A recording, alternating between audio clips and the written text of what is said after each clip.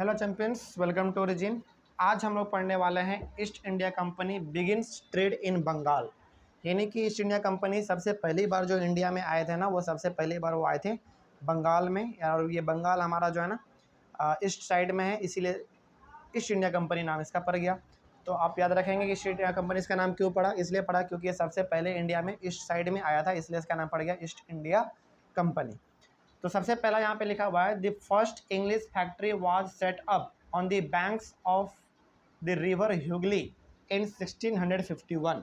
देखिए यहाँ पे आपको मालूम है कि 1600 में उनको परमिशन मिल चुका था कि आप कहीं पे भी जाकर ट्रेड कर सकते हैं। तो 1651 में इंडिया में सबसे पहला इंग्लिश फैक्ट्री सेटअप किया गया, वो भी हुगली रिवर के बगल में। ठीक है ना, आगे बढ़ते हैं। फिर the factory had a warehouse where goods for export were stored. तो फैक्ट्री के जस्ट बगल में एक गोदाम भी था। वेयर हाउस का मतलब एक गोदाम था, और उस गोदाम में वो सामान रखा हुआ रहता था जो कि इंग्लैंड जाना है बिकने के लिए। ठीक है, तो ये लोग करते क्या थे, इंडिया में ब्रिटिशर्स लोग इंडिया के अलग अलग जगहों से सामान को खरीदते थे। खरीदने के बाद ये लोग अपने वेयर हाउस यानी कि गोदाम में रखते थे। हुगली रिवर के बगल में जो गोदाम बना हुआ था वहाँ पे ये लोग रखते थे, और फिर अपने जहाज़ पे लोड करके ये लोग अपने कंट्री यानी कि यूरोप लेके इसको जाया करते थे। ठीक है, also factory had offices where company official sat. अब ये लोग ना फैक्ट्री चूँकि जैसे क्या लिखा हुआ है, ऑल्सो फैक्ट्री हैड ऑफिसेस, और इसके फैक्ट्री में ना ऑफिस भी हुआ करते थे। यानी कि एक ऐसा रूम भी हुआ करते होंगे जहाँ पे ये लोग आपस में बैठते होंगे, कुछ मीटिंग ये सब बातचीत क्या करते होंगे। तो इनके पास ऑफिस भी हुआ करता था अपना फैक्ट्री के अंदर ही। उसके बाद एज ट्रेड एक्सपेंडेड, जैसे जैसे ट्रेड उसका बढ़ रहा था, the company persuaded merchants and traders to come and settle near the factory. अब देखिए जैसे जैसे इन सभी का ट्रेड जैसे जैसे इनका ट्रेड जो है ना वो बढ़ रहा था इंडिया में, तो ये लोग क्या करते थे, छोटे मोटे मर्चेंट्स को यानी कि छोटे मोटे जितने भी व्यापारी लोग थे जो कि बहुत ही छोटे मोटे ट्रेडर लोग हुआ करते थे जो कि खरीद बिक्री का काम क्या करते थे, उन सभी को ये लोग क्या करने लगे, समझाने लगे, उनसे रिक्वेस्ट करने लगे कि आप भी जो है ना फैक्ट्री के आसपास आके बस जाइए, यानी कि वहीं पे सेटल हो जाइए। क्यों सेटल होने के लिए कह रहे थे, इसके पीछे क्या इसका रीज़न था, देखते हैं।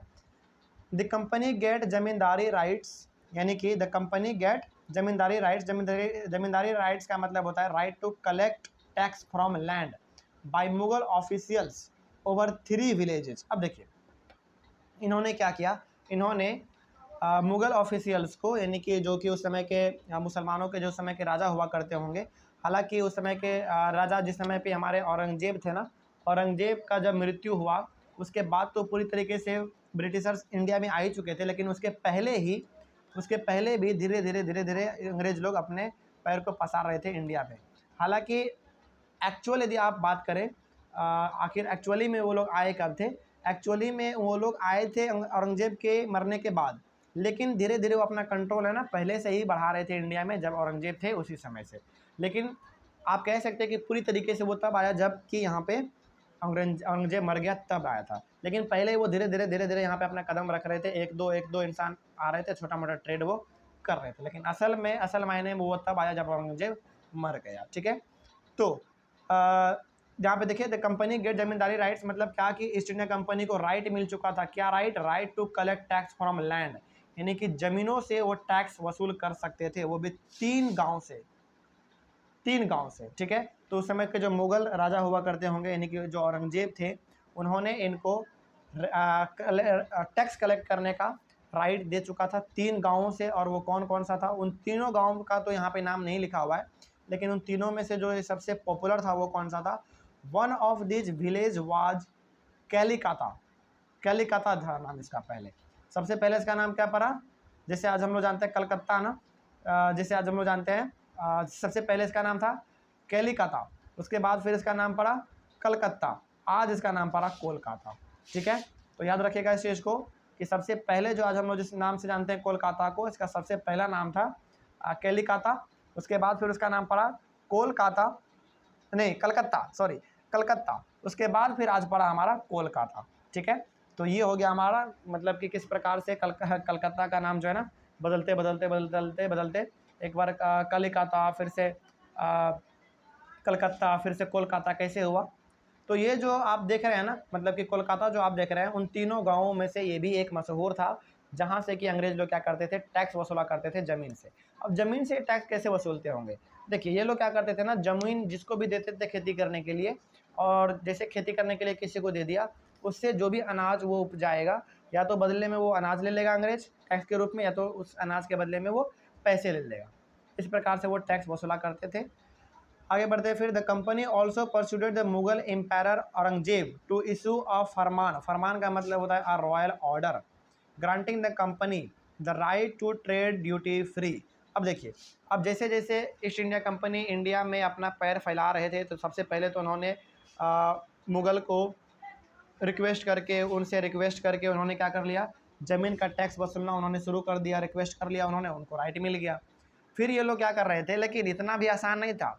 औरंगजेब इतना बुर्बक नहीं था, वो इतना पागल नहीं था कि वो अंग्रेज़ों को सब राइट देते चला जाएगा। औरंगजेब भी यहाँ पे अपना चालाकी ये दिखाने लगा ना, कि ये क्या कहने लगा अंग्रेज़ों को, ये कहने लगा अंग्रेज़ों को ये, कि यदि तुमको अंग्रेज़, यानी कि यदि तुमको भारत में ट्रेड करना है, तो ट्रेड के बदले में कुछ ना कुछ हमको टैक्स भी देना पड़ेगा। लेकिन ये लोग टैक्स देना नहीं चाहते थे। अंग्रेज़ लोग औरंगजेब को टैक्स देना नहीं चाहते थे। ये लोग क्या करने लगे, फिर औरंगजेब से रिक्वेस्ट करने लगे। क्या रिक्वेस्ट करने लगे, देखिए यहाँ पे, the company also persuaded the Mughal empire Aurangzeb. तो ये लोग औरंगजेब को समझाते थे कि टू इशू अ फरमान, फरमान का मतलब हो गया रॉयल ऑर्डर, मतलब कि एक ऐसा ऑर्डर जो कि राजघराने की तरफ से दिया जाता है। जैसे उस समय पे राजघराने से कौन थे, औरंगजेब थे। तो औरंगजेब जो एक लेटर जो जारी करेगा, उसको उस समय पे कहा जाता था फरमान, और इसका इंग्लिश होता है रॉयल ऑर्डर, यानी कि जो राजा लोग कहते वही हो गया हमारा फरमान। Granting the company the right to trade duty free, यानी कि ये लोग औरंगजेब को रिक्वेस्ट करते थे कि आप हमें इंडिया में फ्री ट्रेड करने दें, यानी कि आप हम ट्रेड करें और आप हमसे पैसे भी ना लें। लेकिन औरंगजेब इतना तो पागल था नहीं कि वो इसको ट्रेड करने के लिए देगा, है ना।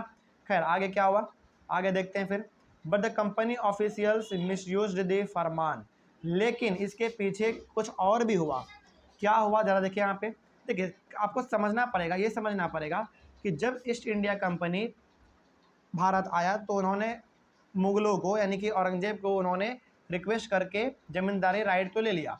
फिर इन्होंने सोचा कि क्यों ना हम फ्री ट्रेड का भी राइट ले लें, लेकिन औरंगजेब ने कहा कि नहीं, आपको यदि इंडिया में ट्रेड करना है, यदि आपको इंडिया में ट्रेड करना है, तो आपको कुछ ना कुछ यहाँ पे पे करना पड़ेगा, एज अ टैक्स के रूप में पे करना पड़ेगा।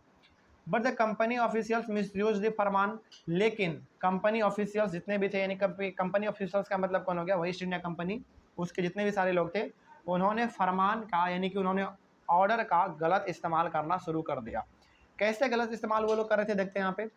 Aurangzeb farman was only for the company trade, but officials of the company who were carrying on private trade, they were refused to pay duty। देखिए, औरंगजेब ने फरमान जो जारी करा था, यानी कि उन्होंने जो ऑर्डर दिया था, उन्होंने केवल और केवल ऑर्डर दिया था। देखिए, the Aurangzeb farman was only for the company trade, यानी कि आप जो ट्रेड करेंगे ना, आप जो ट्रेड करेंगे, उस ट्रेड का आप हमें कुछ ना कुछ भुगतान करेंगे, यानी कि कुछ ना कुछ आपको देना पड़ेगा। लेकिन ये लोग क्या करते थे, अपना प्राइवेट ट्रेड भी करते थे। प्राइवेट ट्रेड का मतलब ये हो गया कि फॉर एग्जांपल मान लीजिए कोई अंग्रेज यहाँ पे आया, उसको यहाँ का गहना पसंद आ गया, तो वो अपने वाइफ के लिए खरीद के लेके चला गया। कोई इसको सैंडल पसंद आ गया यहाँ पे, वो अपने वाइफ के लिए खरीद के लेके चला गया। यहाँ पे कोई अच्छा सा बर्तन पसंद आ गया उसको, वो अपने घर के लिए खरीद के चला गया। तो ये क्या हो गया, ये प्राइवेट ट्रेड हो गया। और ये प्राइवेट ट्रेड का वो लोग क्या करते थे, कोई भी टैक्स नहीं देते थे, किसको, औरंगजेब को। तो यहाँ पे क्या हो गया, यहाँ पे हो गया मिसयूज किसका, फरमान का, यानी कि ऑर्डर का यहाँ पे मिसयूज हो गया। तो आप यहाँ पे कह सकते हैं कि औरंगजेब ने इनको केवल और केवल राइट दिया हुआ था किस चीज़ के लिए, कंपनी ट्रेड के लिए, यानी कि ईस्ट इंडिया कंपनी जो ट्रेड करेगा उसके लिए आपको भुगतान करना पड़ेगा। लेकिन ये लोग क्या करते थे ना, ये लोग प्राइवेट ट्रेड भी करते थे। कुछ पसंद आ गया अपने वाइफ के लिए, वाइफ के लेके चले गए। कुछ बच्चे के लिए पसंद आ गया, कुछ बच्चे के लिए लेके चले गए। लेकिन ये जो प्राइवेट ट्रेड करते थे ना, अपना पर्सनल जो व्यापार करते थे, ये लोग कुछ खरीद के लेके चले गए, इसका ये लोग टैक्स पे नहीं करते थे। यहीं पे औरंगजेब का जो फरमान था, यानी कि जो उसका ऑर्डर था, उसका यहाँ पे मिसयूज हो रहा था। ठीक है, due to this there were an enormous loss of revenue in Bengal. और इससे हुआ क्या, इससे ये हो गया कि औरंगजेब का जो कंट्रोल था बंगाल पे, वहाँ पे इनको बहुत ही ज़्यादा नुकसान सहना पड़ा। नुकसान इसलिए सहना पड़ा क्योंकि जो कंपनी जो ट्रेड क्या करती थी ना, वो लोग लगभग, आप वो लोग केवल और केवल हालांकि जो कंपनी ट्रेड क्या करते होंगे, उसका कभी कभी वो लोग अपना टैक्स देते भी थे औरंगजेब को, और कभी कभी नहीं भी देते थे।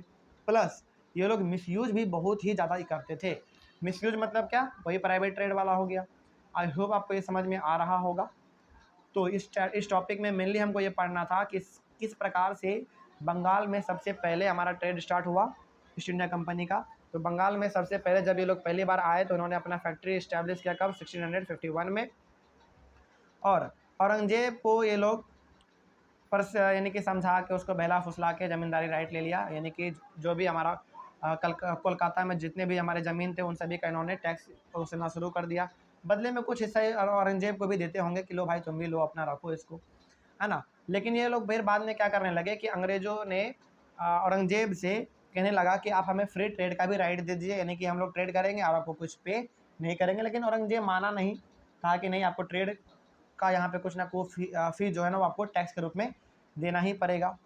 और हालांकि राइट तो दे रखा था औरंगजेब ने कि आप ट्रेड कीजिए, लेकिन कुछ ना कुछ यहाँ पे आप दीजिए। लेकिन इसका जो है ना ऑर्डर का यानी कि फरमान का ये लोग गलत भी इस्तेमाल करते थे प्राइवेट ट्रेड के तौर पे। और जो लोग प्राइवेट ट्रेड करते थे ये लोग इसका भुगतान नहीं करते थे, इसका टैक्स नहीं देते थे, जिसके कारण क्या हुआ, बंगाल में बहुत ही ज़्यादा पैसे का लॉस देखने को मिला।